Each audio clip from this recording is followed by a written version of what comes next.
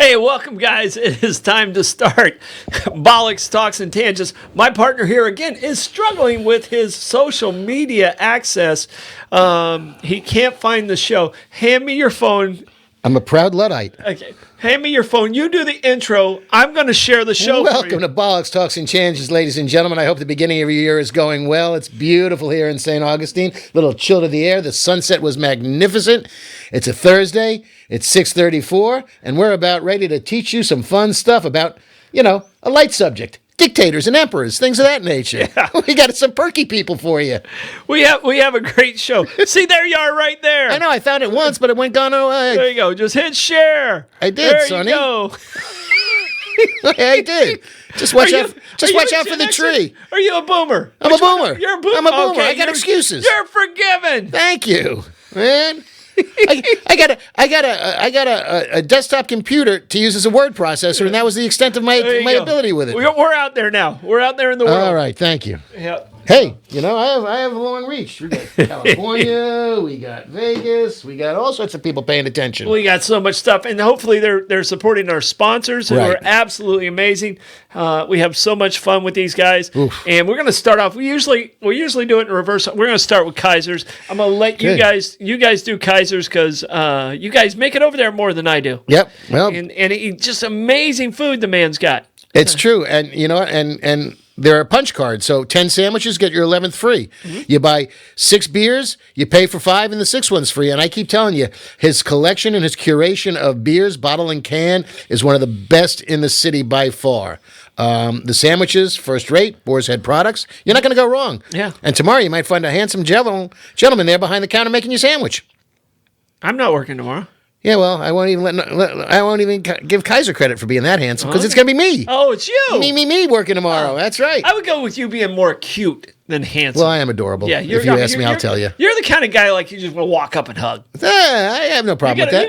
You can get away with a lot of stuff being cute. Yeah, I try. Handsome, you still can be creepy. Yeah. But cute, it's like, oh, that guy's funny and cute. My chin isn't that chiseled, unfortunately. Yeah, that's why I got to grow the beard. I just tell people underneath is a chiseled chin. Oh, I should try that because I shave. I scare people. Yeah. Oh, yeah. Oh, yeah. So I got a couple pictures. But it's Thursday, 6:34. I had a lot of fun on this research day.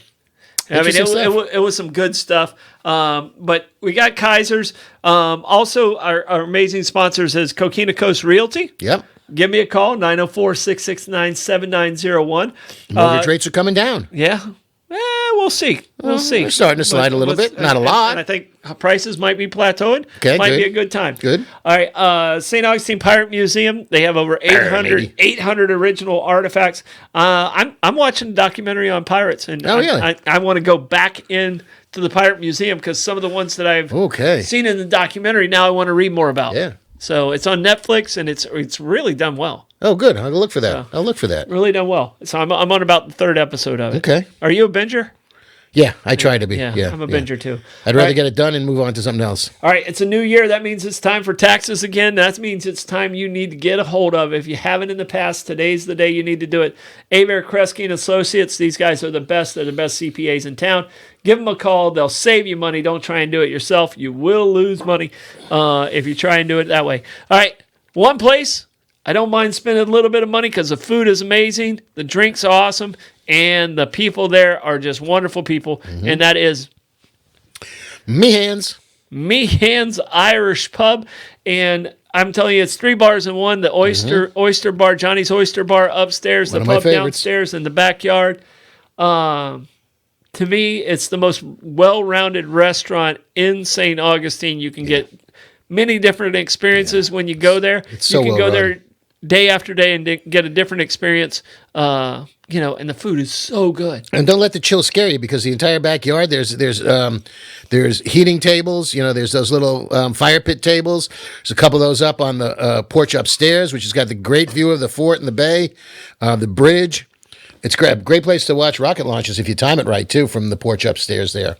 Yeah, it's a wonderful, wonderful place. Yeah. So I'm sorry. I got to say hi to my sister because she never jumps in. I want to Okay. see if she stayed in or if she just got scared when she saw my beard.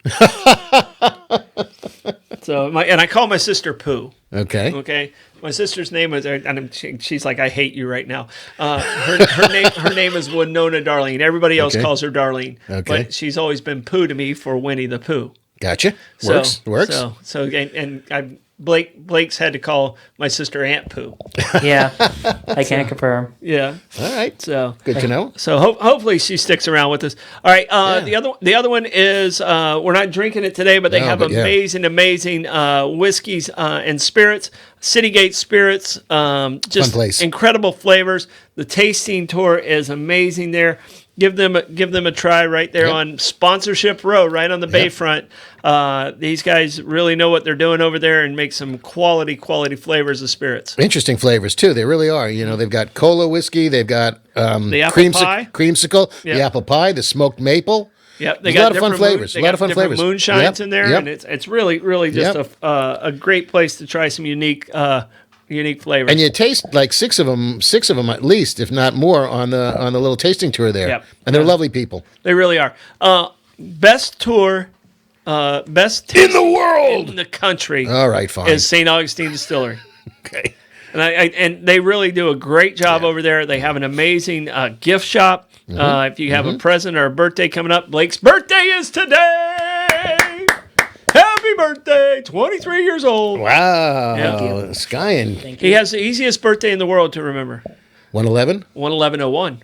Ooh. Oh, okay. That makes sense. Oh, there you go. I tried to get the doctor to hold out until 111. Right. But he compromised, and we yanked Blake, because he was a C-section, he yanked Blake out at 12:12 at 11101. Okay. So, PM. So, happy birthday, Blake. Happy 23rd. Thank you. So, Yeah. Yep. So, Sorry for sounding a bit low energy. I had to save all my energy for winning trivia today and dominating over you and Amanda. yeah, we let you win. It was a birthday present from your old man. Yeah, I can tell you this. I blew it on one of the questions, and it was Nike. I knew it was Nike, and I still said Under Armour. So I absolutely I have no idea where Under Armour is. In Maryland. Okay, well, Yeah. that's a long way away. Yeah, so those two kind of have a little battle going on. All right, well, we got a great show. We usually start off with some word origins. Do you have some word origins? I've got two idioms that are completely different that are the exact same thing. Sort of. One is between a rock and a hard place. Okay. And, that's basically two unenviable choices. You can, take what's behind door number one, which is going to be the tiger. Or you can take behind what's door number two, which is also going to be the tiger. Don't let them tell you there's a lady behind door number two, because they're both tigers in this instance. And that idiom, they trace that back to like the 1920s, give or take, in Arizona, in Bisbee, in a coal mine. I guess it was a coal mine, but it was a mine in Bisbee, Arizona, where these guys weren't sure where they were better off between the rock, which was in the mine Might have been itself. silver mine if it was in Arizona. Could be. Yeah. Could be. Or outside. The hard place was, the world outside the mine. So it was, they weren't excited about either. And that goes back to the 1920s. During the Depression, it took on another meaning, same idea. Two less attractive alternatives. Neither one is the one you want to make. And that was where people had to make a decision between buying clothes and buying food. So it was rough. People need to make those decisions today. I mean, they're still making those decisions. Unfortunately, there's a lot of people that make the wrong decision. Well, over paying economic decisions, paying bills or buying a Nintendo 74 or whatever it is. Yeah. So I mean, there's a lot of those things that go out there. I do fear the reckoning when credit card debt becomes so top heavy. The reckoning that comes when people start defaulting on their credit card debts scares the living daylights out of me right about now. Well, and what people are sitting on right now, and speaking of debt, is college debt. That's abhorrent. And I know we're probably in different places on this. Like, I don't think people should be forgiven for their college debt. Okay, because I agree. they signed the agreement, they took on that agreement. Yeah, my issue with that is the fact that in a nation such as ours, why is the government not doing? I mean, you can get a car interest free. You can get a couch interest free for 5 years.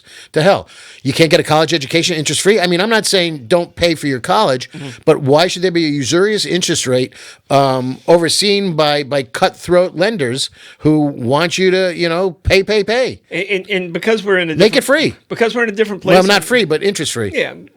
Interest free, I can get behind, but pay back what your agreement is. that's Whatever right. your agreement was when you signed that, Well, yeah. you should be paying that back. And granted, I was very fortunate. I could hit curveball. I didn't have debt. Right. Blake was very fortunate. Blake actually had more scholarships, academic scholarships, than what my athletic scholarship was worth. So he has zero debt. Right. So we're both very fortunate when it comes to that. But I know people my age. Oh yeah. And I'm 56. Still paying. My age, paying off college debt. Yeah, that's important. And I was like, how is that? They're like, well, the interest rate's so low. I was like, You look at the cost of the education once you put the interest on it, and all of a sudden it's like 4 times. here's the question I want to ask you.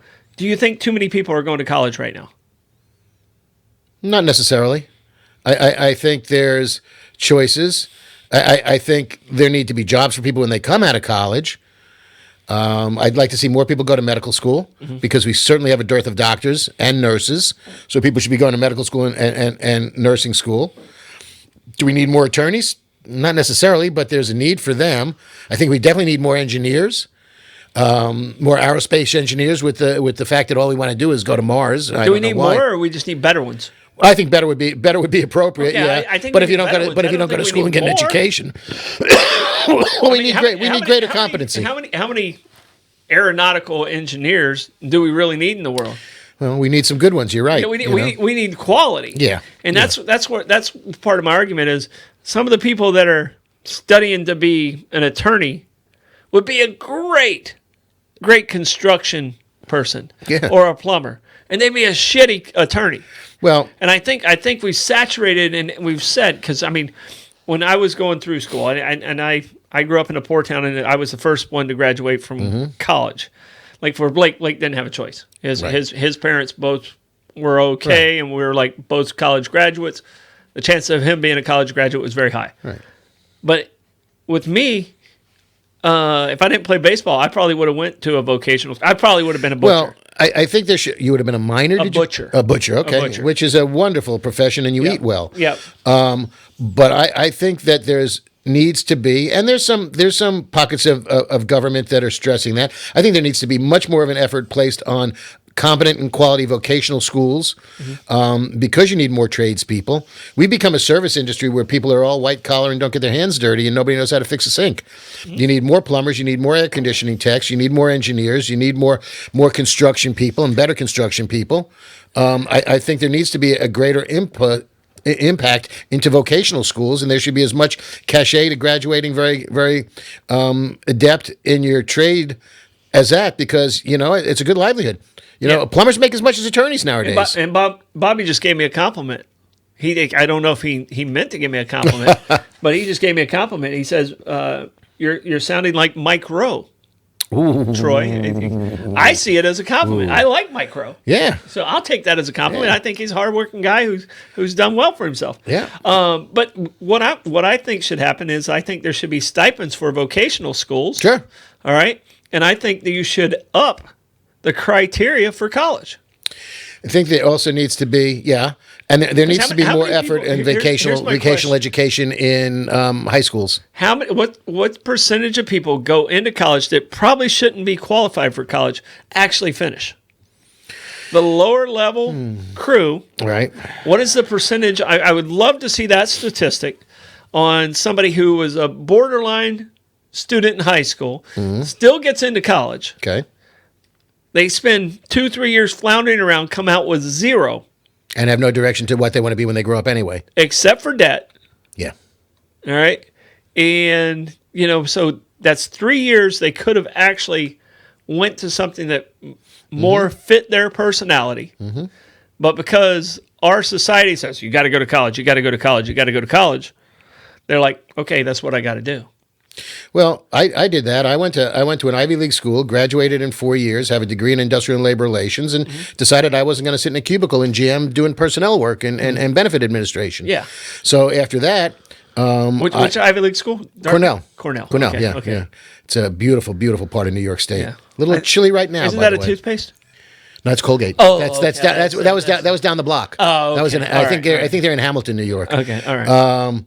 But the reality of it is, I went to a vocational school after that. I went to the New York Restaurant School and became a chef, and my career was in restaurants. You know, I did at one point in time for the city of Long Beach put my industrial and labor relations degree as the secretary for labor relations for the city of Long Beach. So I was actually used my degree and my diploma for the city doing At some point in your life. doing contract negotiations and things of that nature for the city. That was enjoyable. So I did that. But yeah, Here's my question for you. Time warp forward. okay, All right. Cornell education. You went 4 years, graduated from Cornell, correct? yes, All right. And then you went to vocational school and became a chef. correct. All right. How much would Cornell, those 4 years, cost you right now? Ooh, If you took out a loan okay. and then you decide to go to vocational school, how long would it take for you as a chef Right. to earn back the amount that you spent on Cornell? Cornell now is probably, I would say, let's call it an average of 60 grand a year. So, you know, $250,000, $250,000 for that education. Yeah. Was it worth $250,000? Not necessarily. But that's me. On the other hand, I'm glad you're sitting down because my college education, Cornell's an interesting place because they've got state schools and private schools in the same thing. So there's 7 colleges in the Cornell University, and some of them are sponsored by the state, and some of them are private or endowed. And my first year at Cornell was $2,500. Yeah. I came out of there, and thank you, Mom and Dad. I love you. You did great. I came out of college debt free, but my entire college career was $16,000 maybe. See, that's so beneficial. you know, come yeah. out debt free, and that's Yeah, where I was yeah. going with the entire thing. Is everyone accepts the debt, and they're like, we'll pay it back whenever. we Yeah, want. I don't know a lot of people in my peer group that are so, and I don't know this for a fact, so I should qualify this that I'm not quite sure, but I don't know people my age who necessarily suffered from severe student loan debt. Yeah, your generation. Your generation, if you couldn't qualify, you didn't go to college. Yeah. It wasn't like yeah. there were state college, like Well, the SUNY system was very affordable. Like the junior college system really wasn't that popular when you came through. No, community colleges were there, See, but they were looked at with side eye. I went to community college Yeah. because I wanted to play baseball, and some of the best baseball players at that time, you couldn't get drafted out of a 4-year school, but you could get drafted out of a 2-year school. Okay. So I played with some amazing baseball players. They couldn't spell cat Right. if you gave them the C and the T. Right. But they were amazing baseball players. Great guys, and could eat. Stole my food. Well, it's because you're the little guy. Yeah, Right. well, I didn't need that much. But I'm telling you right now, like community college in the 80s became super popular, and then they later became state colleges. And that's where I think we're really hurting our society as we oversaturated the universities. Yeah. But that's my opinion. But what I will say is, for a lot of people that are 18 years old, men and women, there's along with the educational opportunities, there's a social aspect to going to college. Mm-hmm. You have to learn how to adult. Mm-hmm. You're responsible for feeding yourself. And granted, there's dining halls and meal plans, but even with that, you have to do your own gotta show laundry. up. Right, you got to do your own laundry. You've got to figure out how to feed yourself. You've got to manage your time. You've got to manage your finances.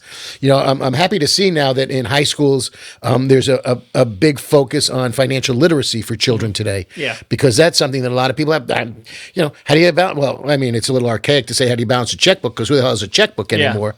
But even still, the content of. And I'm going to ask this question. Yeah. Blake's a smart guy. Yes, he is. Am Smart I? guy. Very. Blake, do you even have a checkbook? I do. Do you know where it is?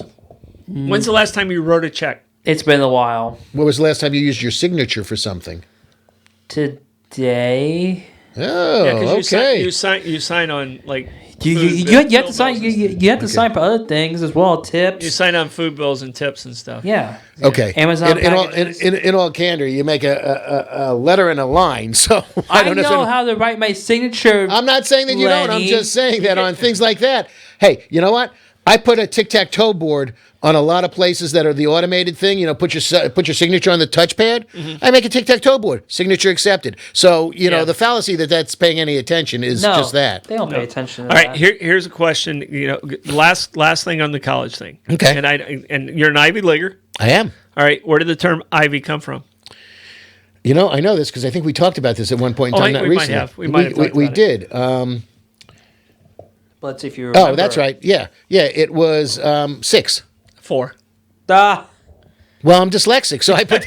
Come on. So it's not V1. It's not the V1 rocket. It's Ivy. Okay, yeah, For Ivy, I guess for you guys. Yeah. All right, all right. And I didn't want to sound too cliche on beating up the. Yeah, whole, but we've kicked a couple out here, so you know why not you? So my word origin is cliche. Okay. All right, and thank you, Rebecca, for giving me this word origin, and I liked it. Oh. It comes from the French for click.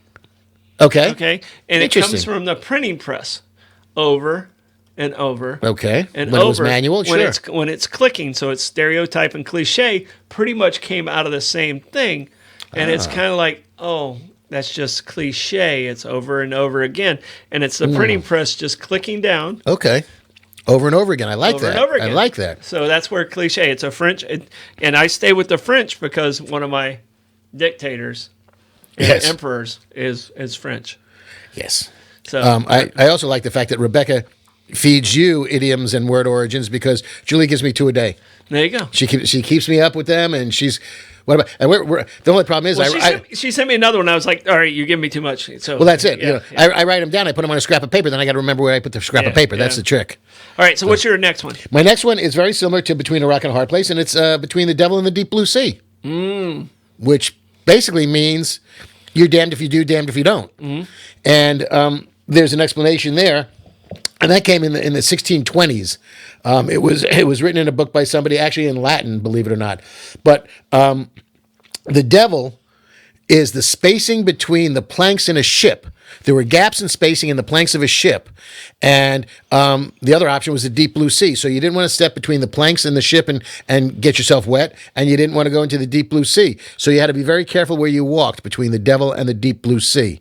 And that came about in the 1600s. People were very, very concerned about that. So it was also, you know, your choice was neither one that you really wanted. And that's where that came from. So very similar, Between a Rock and a Hard Place, The Devil in the Deep Blue Sea. Unenviable choices is what it comes down to. You know, door number 3. Yeah. Can I have the box that Caramel is standing in front of, please? Thank you very much. You had to be dressed to earn that box. Ooh, Yeah. and you had to have hard-boiled eggs and paper clips in your bag for weeks. Yeah. Let's make a deal. No, Oh, the yeah. price is right here. Yeah, yeah. All right. My next one is from Napoleon. Okay, and it got changed a little bit. Yes, I think that, and I also believe that was a fallacy, or he had an itch. I forget which it was. I think he just didn't know where to put his hand. Okay. And in those days, it cost you an arm and a leg, and it was easier to paint with his hand hidden than to actually paint hands. Ah, I see. Okay. All right. So if you paid an artist more to do your arms and leg instead of just your portrait, Right. it cost you way more. That's where an arm and a leg came from. I like but that. that's not mine. That's not what it is. Bummer, because that was a good one. It has that one you get for free. That one Moving you along. get for free. And to go back to the Ivy, Bobby, I'm sorry I didn't explain it. There were 4 Right. original Right. teams Right. in the Ivy League. Right. There's 8 and so now, that's yeah. how it became Ivy. A lot of people thought it was the Ivy on the walls, Yeah, no, Yale, and some of the other stuff. But there was 4 original teams that created the Ivy League. Which then brokered into the ivy covered towers, or Yes. the Ivy Towers. Yeah, Exactly. yeah, So yeah. it kind of evolved from there. All right. The one I have right now is a picture is worth 1,000 words. Mm-hmm. All right. And this came from a quote, and it got paraphrased quite a bit, but it came from a quote that Napoleon said, and he said, "A sketch is better than a long speech." And that's where he wrote that. Okay. And it got kind of twisted around. So a picture is worth 1,000 words is a sketch is better than a long speech. So it came from the early 1800s, Napoleon. And my friends will tell you that's nothing that I've ever taken to heart. Yeah. You know? Yeah. Can I use more words? Is it possible? Yeah. I'll try. Yeah, I'll try. Yeah, I mean, I can tell you this. You're the kind of guy that I ask you what time it is, you tell me how to build a watch. Pretty much, yeah. Yeah, so it doesn't make you a bad person. No. And it makes the day go quicker. Exactly. I take a lot of time. Yeah, it makes the day go quicker. All right, so I want to get started at my first feeding ahead, right into Napoleon, because you said you had a lot of nappy stuff. Well, I want to wait to see the movie, but yeah, I like Napoleon. I'm really looking forward to this biopic. Like I said, I think it's coming out on Apple TV, maybe for free or maybe you got to pay for it. But regardless, at least you can watch it at home. It's 3 hours. You can pause it when you got to go pee. Yeah. So I'm looking forward to that. I think Joaquin Phoenix is just amazing, a talented individual, man. This guy's talent. a chameleon. And I don't know many people who could do Napoleon the way he possibly can. And I'm looking forward to seeing it. I really am. I read a couple of spoilers about the film, but the guy was, he was an interesting cat. He's a crazy little Corsican. Well, and that's the whole thing. Is a lot of people think he was shorter than what he was, and he was actually about 5'6", 5'7". He was average height. He was average height, yeah. maybe even slightly taller than the average Frenchman at the time. So first thing I did is I looked up, because I like weird facts. Yes. So I Googled. Hence our existence. I Googled weird facts about Napoleon, and then I Googled some interesting facts about Napoleon. The two that really stood out to me that I didn't know existed is Napoleon, great strategy guy, just a brilliant guy, smart guy. Yeah. Got a little too big for his britches, but a brilliant guy. I mean, so he probably did the worst real estate deal of all time. With Louisiana Purchase. Yep. So he sold the Louisiana Purchase for less than 3 cents an acre. What was that? It was like 1805? Yeah, it was about that time. Yeah, 1802, 1805. It was a little earlier than that. It was like 1802, 1803. Yeah.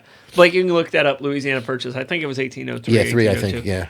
Because Lewis and Within Clark, 2 years, yeah, right. Lewis and Clark took off. Right. Yep, 1803. Yeah. 15,503,000,000 acres. Yeah. Yeah, so it's... and no mortgage.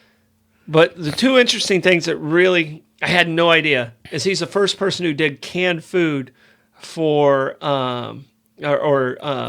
jarred food, stored food. For his armies? For his armies. Smart man. So he did preserves. So he was the first person who actually preserved food, and then that's how he transported so it didn't spoil.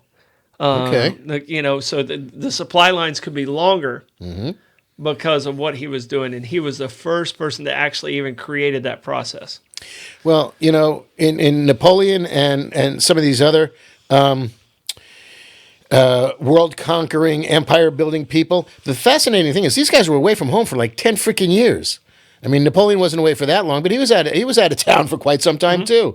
I mean, Caesar, he was gone for 10 years. These guys were, Alexander the Great was gone for 30. The guy never came home. Yeah. These guys left, and it's wacky, which will lead into one of my guys because he figured out how to control things when he was out of town.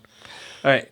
The other one, which never really took off for him, is he created a system where the generals could communicate at night using bumps on paper. Okay. All right. And it was called the night read system, or the night system, for his generals, because you couldn't light up anything because people would shoot you. If they saw the light, you would shoot. It's like the...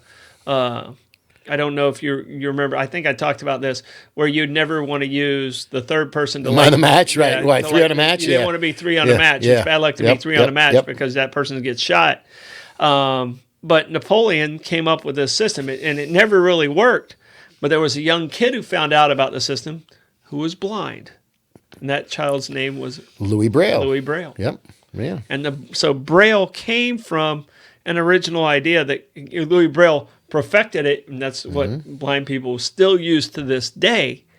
But Napoleon had that type of system, and that's where Braille said, okay, I think I can fix this. Right.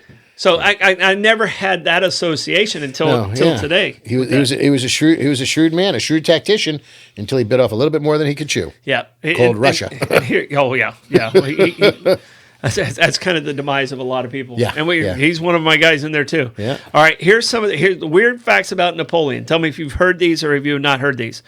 He wrote a romance novel. Okay, have not right. heard that. His first wife, Josephine, narrowly avoided the guillotine. Empress, yeah. All right. Can you guess what year, the last year they used the guillotine? It was in the 1950s or 1960s. 78. Yeah, So it was all the way in the 70s. It was Yeah. in my lifetime. yeah. Not quite Blake's, but in my lifetime. He was tone deaf. Okay, couldn't carry a tune. I found this one very funny. He was definitely afraid of cats. Really? Yeah, you could have taken over all of France with a cat. All right. He discovered the Rosetta Stone. In Egypt when Yep. he was out there, yeah. Yep. And that's the other wacky thing about Napoleon. You look at where he had campaigns, battle campaigns. He was in North Africa, he was in Egypt, he was in Russia, he was all over the freaking globe. It existed at the time. Yep. And this was without airfare. This was without trains. You're marching, walking, sailing. Yeah. All right. He always wore poison around his neck. Ooh, you'll never take me alive, Kappas. Yeah. So he Okay. always wore poison around his neck. A submarine escape plot was hatched to rescue him from exile in St. Helena. Yeah, St. Helena, yeah. Yeah. All right. He had a strange addiction to roast chicken and potatoes and demanded silence during the meal so he could focus on the food's flavor. Okay, I can respect A little that. bit of quirks. I can respect that. Shh, I'm eating. Exactly. I can't taste my food. You're talking too much. Man, that'd be tough. Take him out. Have him hung. Right. What'd he do? He disturbed my meal. All Yeah. right. Well, So, no, a lot of surprising things about him. I mean, Yeah. just a brilliant tacticianer. well, And Yeah. he kind of brought them together, but he kind of bit off more than he could chew. yeah, there's a spoiler alert I got from reading one of the reviews of the movie that, I'm not going to share because but it was a brilliant battle tactic. It made perfect sense at the time. And that was impressive too. So I'll tell you off the air because I don't want to ruin it for the people watching at home. No, go ahead. Well, at one point in time, he's fighting the Russians, and they're advancing, and he's luring them, and he's luring them, and he's luring them, and they're on a giant frozen lake, and it was the ice was more than thick enough Yeah. to support it until he unleashes cannons, and he sent volley after volley of cannonballs into the frozen lake, Over top of them, though, right? cracked the ice, and they all drowned and froze in the water. They Yeah. couldn't get it. They couldn't get out. I thought he shot over top of them, so there was zero retreat. And And it also broke the ice, so they fell through. yeah. Yeah.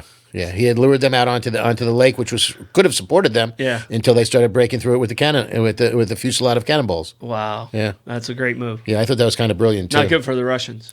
No. A bit chilly in the water. Not good for the Russians. Yeah. All right, so anything else on Napoleon? Just an interesting guy, and I'm looking forward to the movie. He was exiled twice on little islands. He was exiled to Saint Helena, and then Elba. Yeah. Yeah. And that's where he died. Yeah, he finished Yeah, his life in yeah. Elba. All right, And he was Corsican. He wasn't French, I believe. I no, think he was Corsican. not. He was not French, Yeah, he and was that's what's Corsican, yeah. interesting. Two of the people on my list are known for leading countries that they were not really, and actually, there are several dictators that are that way. They're known for leading countries that if They didn't start out at- we go with the guy with the funny mustache. We're not going to talk about him this time. The Austrian freak. Yeah. yeah, but he was Austrian. Yeah. And Guy with Jets everyone of law thinks of him. school. Yeah, Which apparently is further south than the Czech Republic, just for the record. yeah. You missed that one. I did. All right, so what you got as far as your emperor or dictator? Well, I'm gonna go to the Romans. I'll save Pol Pot for another day because he's He's creepy. taller than you thought. He's way taller than I thought. He was 5'9". I found that impressive for Pol Pot. Yeah. But I'm gonna go with Diocles or Diocletian. Diocles was a Roman emperor. Who was a pretty smart guy because he was the emperor from 284 A.D. to 305 A.D. And at the time, emperors had a lifespan that was basically from when they became emperor until they were murdered. And this guy figures out, hey, you know what? All my predecessors have been killed in office, and I'm not going to do that. So he took office as emperor and said, here's the deal. I'm only going to rule for 20 years. and then I'm gonna abdicate. I'm gonna step down, so you know when the end of my reign is gonna be. So you don't got to murder me. I'm leaving on my own. Yeah. Don't worry about it. Yeah. There's a timeline. Yeah, and he, he was the Holy Roman Empire, but it wasn't. He was the Roman Emperor, and he was a bastard. Oh God, he was a horrible human person. But he was interesting in the fact that he split the Roman Empire. He had a triumvirate, but different than a triumvirate. He had a triarchy in the fact that he had co-emperors, and he split the Roman Empire at the time into the East and the West, and had subdivisions. It was like the football bowl system. He had subdivisions, and he had an emperor there and a sub-emperor, and an emperor in the West and a sub-emperor, and he, oversee them all from his palace that he built in Split, Croatia. If you ever get a chance to go to Croatia, go to Split, and you'll see the Diocletian's Palace. Okay. Magnificent. And the guy built this place, and that's where he retired to. What's the greatest building or structure you've been in? That's up there. When I was in Rome 100 years ago, everything was covered with green gauze because they were rebuilding the Forum, so I didn't see a lot of that. The Vatican was interesting. I think the U.S. Capitol is interesting. But this, from when they built it and what they did, this was pretty impressive. Yeah. And as a matter of fact... Mine's the Vatican. Blake, do you have an answer for that one? Like the most amazing building, because you haven't left the country yet. Or you have. Yeah, I'm sorry. I have. don't know why I said that. You haven't been to Europe yet. What's the most amazing building or structure you've been in? Ooh, I'll probably say the world's largest McDonald's in Orlando. No, I'm kidding. They got a great playground. He's just like the ball pit. Exactly. I'm kidding. I'll probably say Statue of Liberty. Yeah. Okay. All right. I mean, at one point in time, it could have been the Twin Towers. That was a pretty interesting edifice. Yeah. And the subterranean stuff under all this stuff, like you go to the Capitol and there's layers and sub-basements and things there, and the little trains that take you back and forth to go vote. But Diocletian's Palace in Split, they did a tremendous amount of filming for the Game of Thrones there. Okay, that's where the little dragons were living. When the dragons would fly out of it, and you can see that. And they do tours. They're all over Croatia. There's Game of Thrones tours. As an entire area, I think the city of they had a Game of Thrones tour in Iceland too, and we didn't. Really? We didn't do it. We didn't do it. Okay. And now I'm spacing on it. The city in the south of Croatia that starts with a D. Man, don't get old and have your brain stop working. Yeah, especially when you're doing a podcast. It's I'm really not you. good. Yeah, no. Well, I think you need some. I do. I've got to rejuvenate. There's memory syrup in that glass. Yeah. It's called George Remus. Dubrovnik. Yeah. So how long did he actually stay as the emperor? He was emperor from 284 to 305. 385 AD, and he died. Yeah. But this guy he did the Great Purge. See, Constantine came in, and Constantine was, big on Catholicism and the Christians. Yes. Maybe not Catholicism, but the Christian. Yeah, it was Catholicism. It's Christianity. But this Christianity. guy, yeah. But this guy was so anti-Christian, it wasn't even funny. He wanted to go back to the Roman gods. He considered himself a god on earth, and he did the Great Purge. He was big on feeding people to the lions before the movie came out. Yeah. Oh, okay. Yeah. This was not one night. It started in 297 and went as far as to 303 and ended when he died in 305.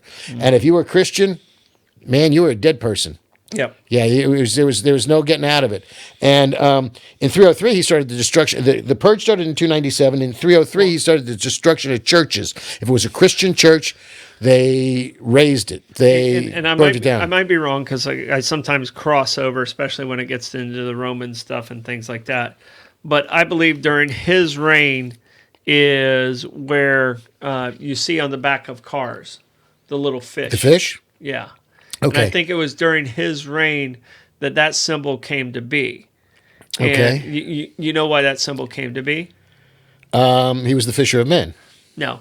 Good guess. Okay. Good guess. But what it came to be is because to talk to another Christian if you came across another Christian. Yeah. All right. And Blake, I don't know if you can pull up the symbol I'm talking about.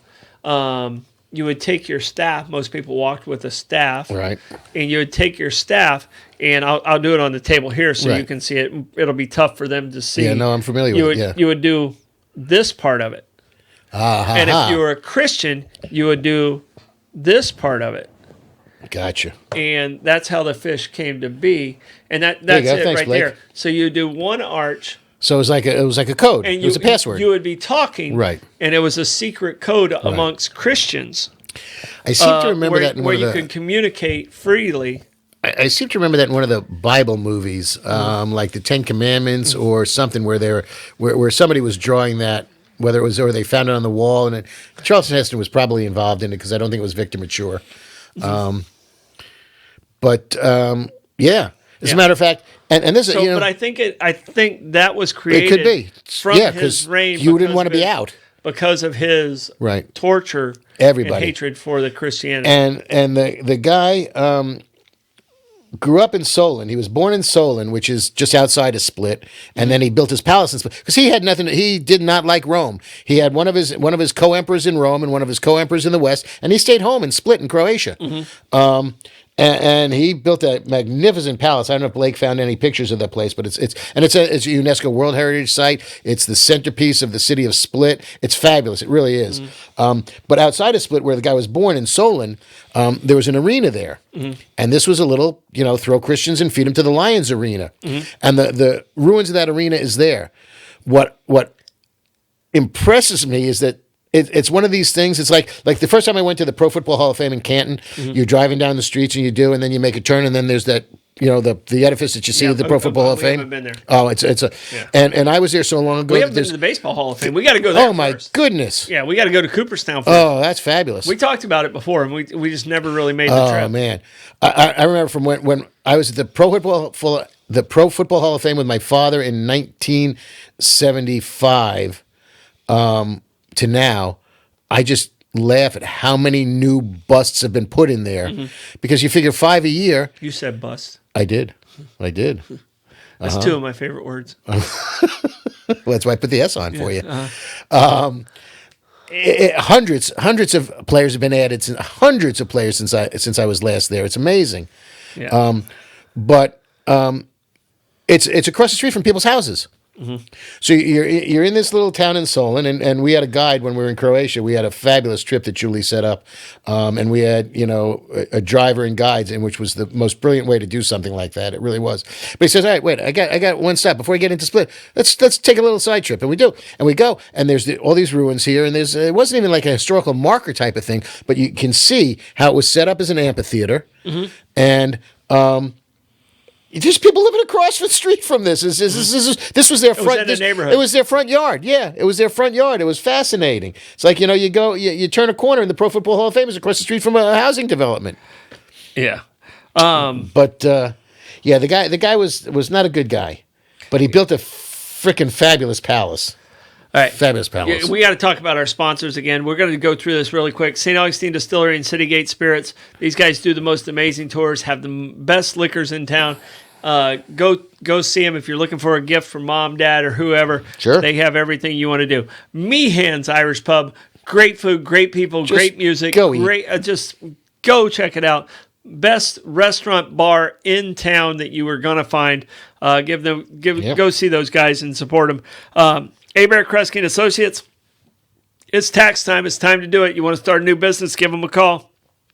Abear Kresge and Associates. I'm hiccuping in the middle of this. All right. St. Augustine Pirate. Yeah, getting through it. St. Augustine Pirate Museum. They also have the Bull and Crown. They have the Colonial Oak. Just wonderful people over there. They have what's the seafood place they have, Blake? St. Augustine Seafood? Yeah, St. Augustine Seafood Company. I mean, and these guys, whatever you need, these guys can take care of you in a lot of different ways. Right there, located on St. And now you got to be interested in this Pirates documentary on Netflix. You got to check it out. It's on Netflix. I'll get the exact name and send it to you. All right, Coquina Coast Realty, commercial, residential. It's time. There's never a bad time to buy real estate. All right. A lot of people do the stock market. I don't do that myself. I get nervous about that because I can't see it. All right. Real estate's what I've done. That's what I know. I can help you get through that. I can help you with some of the stuff that I know. Give me a call, 904-669-7901. All right, my man Kaiser's Deli. I'll be there tomorrow if you're hungry. Come on in. Stop in, see Lenny over there. I'm telling you, the best cuts of meat in town. Wonderful sandwiches. You say they have a great beer collection. And I'm not a beer guy, fact, but I'm interested in this. He's got great. I'm so impressed by the selection of beers that he's curated. Also, for your grab and go, if you don't feel like cooking dinner, he's got a freezer full of some well-made lasagnas and some beef stroganoffs. Wonderful. Yeah. Wonderful. Yeah. We're So going to you have to try that out. You can take dinner home. We're going to have to try that out for sure. Do me a favor, folks. If you're watching at home and you go to support our sponsors, find a manager, find an owner, let them know that you heard about them on Bollox, because we would like the feedback. We would like to let them know that we're doing our best to help them out the way they help us out. And we are actually a sponsor or two short right now. So if you know of somebody that might be interested, getting the word out, I believe Roosevelt Room's coming back. Nice. So I think we can talk about their breakfast again. Yeah. I like that. Well, and their meeting space got so busy during The holidays, November and December. I said it was because of our show. I'm sure it was. 100%. So they're talking about coming back too. So hopefully we have those guys back in the next month. Good. All right. All right. My next emperor, or actually, you know what I want to do? I brought a list. Okay. I don't know if you have the list. And Blake, you're participating in this. I have the top 10 most evil people in history. All right? Not just emperors, not just dictators. The most evil people in history. Oh, okay. That qualifies it a little differently. Some of the dictators and emperors that we went to are pretty evil.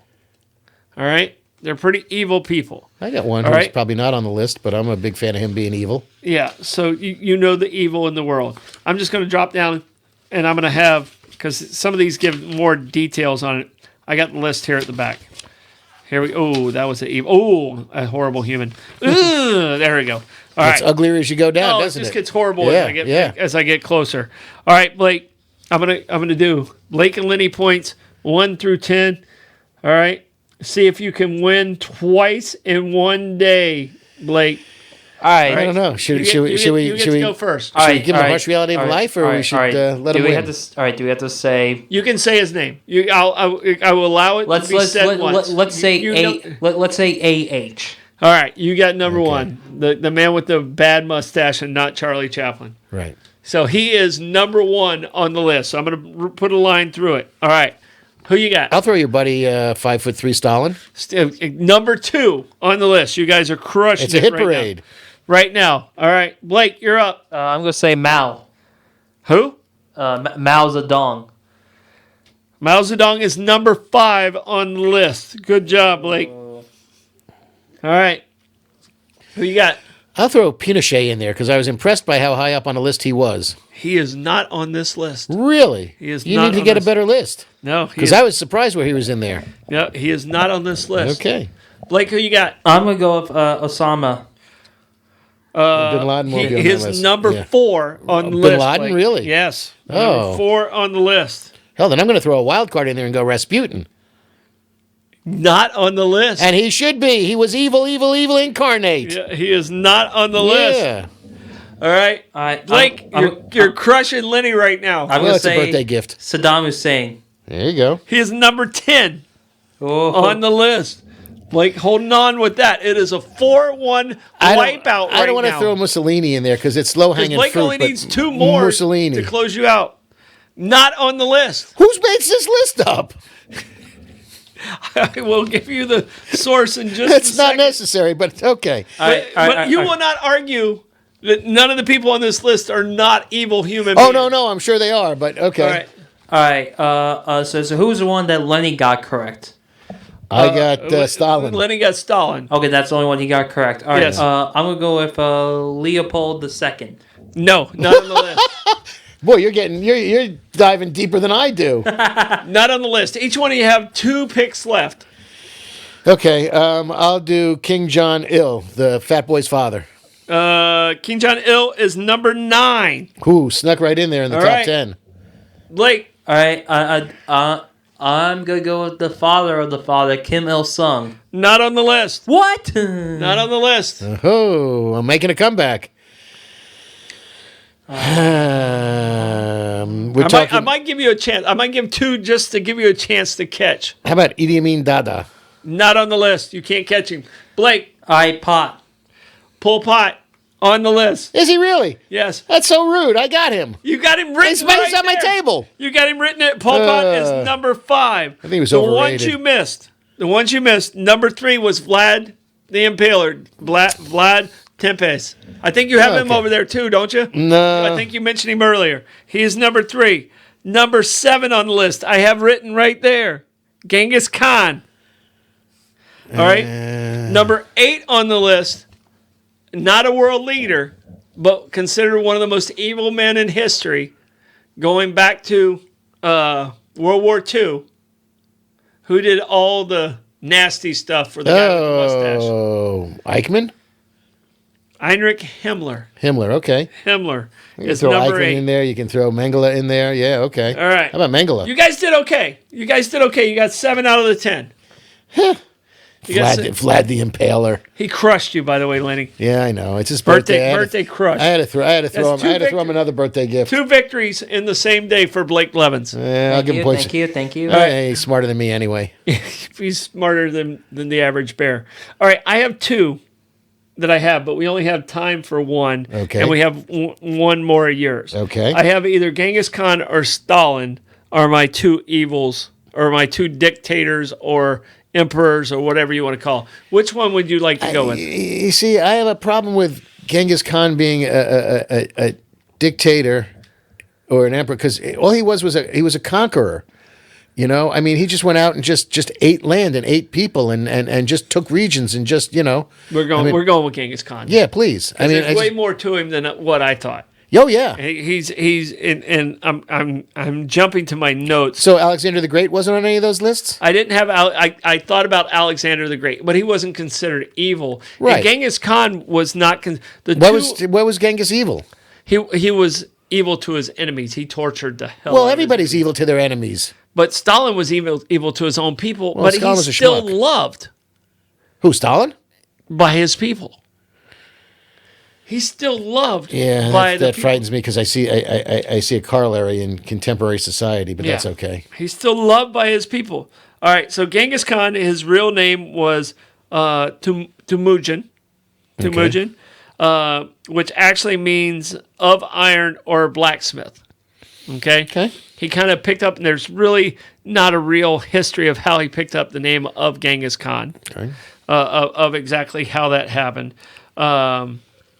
He had a rough childhood. He was born to a nomadic tribe. He lost his father at the age of 9. Because they were nomadic. He couldn't find them. His father was actually captured and enslaved by another clan, by a rival clan. There was no definite record of what he looked like. So there were some sketches, All right. but those sketches came along after his life. Oh. So they got his good side. Yeah. So a sketch is better than a long speech. All right. Thank you, Napoleon. Call back. There's no definite record of what he looked like. He rarely left a score unsettled. So if you were his enemy, yeah. he destroyed you. Yeah. And this is that why makes sense. This is why there was no. When I read that, there's a scene in Saving Private Ryan. Okay. You know, you saw Saving Private Ryan, did. right?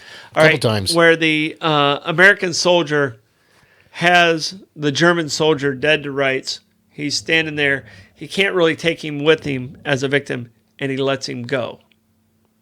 And then later in the battle, the next battle, that same soldier kills his friend. Mm-hmm. So Genghis Khan never let that happen. Right. You quash any potential dissent, and you don't have to worry about turning your back on somebody who's going to come and bite the hand that just saved you. And the way it reads is he was known for his brutal revenge against those who opposed him or betrayed him. If you were loyal to him, he was loyal to you, and he protected you. But if you were his enemy, It's good to have a benefactor. you were done. Yeah. You were done. Oh, yeah. All right. He was responsible for the deaths of as many as 40 million people. Okay, that's a lot. All right. He and his army conquered almost all of Asia and parts of Europe, leaving behind a trail of destruction and genocide. Yeah. So that's how that 40 We have a million time frame? When was this? It was 200s. ADs. Yeah. Because 80. Alexander the Great was BC. Yeah. Yeah, okay. Yeah. So it was around that time. He was tolerant to, and this is something that's very different than a lot of the other dictators that I read about. He was tolerant to different religions. Mm-hmm. So he granted religious freedom to his subjects and supported various faiths, such as Buddhism, Islam, and Christianity. Really? So he was one of the few that are on any of our list Yeah. that was tolerant of religion. So I just found him to be, the more I read, the more interested I got in Genghis Khan. And Yeah. I mean, he basically he had the Mongol Empire. The Mongol hordes, yeah. was the largest contiguous empire in the history of the world. And it was So it was the known world, exactly. Yeah, and I never even thought of it in that, but it was contiguous, like the British and the English, the empire they created was spread out here and there and all over the place and stuff like that. But this one, there were no holes in his empire. there was no holes. Correct. There was no blips in the system. It was like I saw a documentary recently about Alexander the Great, and it was a very similar thing. He conquered the entire known world at the time, and it was fascinating how much land he. And I come back to the other thing. Genghis Khan never went home. You're doing this, and you're literally on the road for 10, 20 years, for as long as it takes. You don't go backwards. You keep going forward. Yeah. No. Well, elephants don't move that quick. Yeah. So okay. All right. So who's your last one? We got time for one more. Well, before we do that, I'm going to verge into something else. Dictator. Yes. I mean, we're talking about dictators. Yeah. At one point in time, a dictator was a job. It was basically, dictator was a job bestowed upon a Roman from the Senate in the Roman Republic, and they gave somebody the title of dictator. It was a 6-month position, and you had the authority to do anything the hell you wanted. At the end of 6 months, you were out, and they put another person in there because if they were having dissent, if they weren't agreeing on things, they needed a decision maker, and they created this position of dictator, kind of the tiebreaker, basically, and that was a job. You got you got voted by the Roman Senate to become dictator. Hi, today you are dictator. Very nice to meet you. How are you? Yeah. And that's where that came from. It wasn't like you decide I'm going to be. It was an appointed position, an elected position, and I found that very fascinating. What I also found fascinating was Caesar was no fool. Not unlike Diocles, who decided the Roman Empire was too big for him to handle it on himself. Caesar ended up creating a triumvirate, which I thought was brilliant. Okay, triumvirate. You got to help me out. What's a triumvirate? It was a three-headed government, or a three leader, 3 people in power. Okay. So it was Caesar was the head leader. He had Pompey, and he had a guy by the name of Crassus, and the deal here was Caesar was the brains behind the operation. He was the military genius, but Pompey had an army. Caesar was the military genius, but Caesar didn't have an army. He had some armies, but Pompey had a bigger army, and Pompey bought. I mean, in the Roman days, they bought armies. By the way, they would just buy an army. It's no different than today. Correct. So it was Caesar. Pompey had the army, and then the third person in the triumvirate was this guy by the name of Crassus. Crassus, and Crassus was just filthy freaking rich. Okay. So he supported him. He was the money. He was the bank. And these guys got together and said, "Look, you know Very what? Game of Thronesy. We could work against each other's desires, or we could team up, and we could do whatever the hell we want." And they did. And they just, the 3 of them. Pompey was a senator, Crassus was a senator, Caesar was the emperor. And they just all got together and said, "Hey, we'll run it our way." And the Senate was an appendage. Whose idea was that? Was it Caesar's? Caesar's, yeah, absolutely, Caesar's. And he makes a great salad. Yep. Yeah. So, hey, you know what? We're kind of coming to the end here. I hate when that happens. I know. I really do. It's so much fun. And you got so much written down over there. You didn't even get to Pol Pot. I didn't get to Pol Pot. And he made your list. You were disappointed he was so tall. I'm disappointed that he was on your list. But were not tall. No. We don't know how tall Genghis Khan was, but Stalin at 5'3" killed more people than anybody else in the history of anything else that I looked at. I was amazed that Noriega actually made one of these lists. Oh yeah, Yeah. yeah, Yeah, he was just a drug dealing fool out of Panama. yeah. So that was impressive. Yeah, as far as evil people, he was probably not nice. So, all right, thank you. That was a Pleasure. great show, fun show. Pleasure. Appreciate you guys. Well, Blake, I don't know how much fun we're talking about, 30, 40 million dead, but I know what you mean. but it was interesting. Absolutely, it always is interesting. Did you know Napoleon created Braille? I didn't, I do now. Yeah, we learn. and canned food. Right. All right, Blake. Happy birthday, man. Many happy returns. All right, you won twice in one day on the competition. This is Bollox Talks and Tangents, and we'll be back next week at 6:34 on Thursday. Bye bye.